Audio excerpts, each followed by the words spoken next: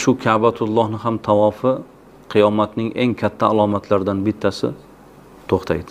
Ka'ba buzilib ketadi qiyomatga. Sarvar koinot bir kuni ko'zlarini yumdilar. Aytdilarki, oyog'i ingichka qora bir habash Ka'ba devorlarini bittalab buzayotganligini ko'rayotgandekman dedilar. E'tibor qiling, Ka'ba ham buzilib ketadi.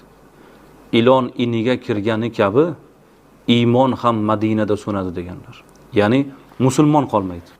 Ka'ba buzilib ketadi. Ka'ba buzilgandan keyin nima bo'ladi? Bu Makkaga keluvchi odam bo'lmaydi. Makka shunday buyuk joyki, Makka buyuk shaharki, qiyomatga qadar talofat bo'lmaydi.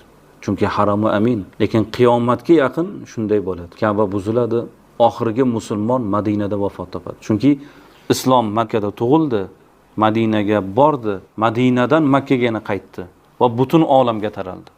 Islomning yana so'nish nuqtasi ham Madina bo'ladi.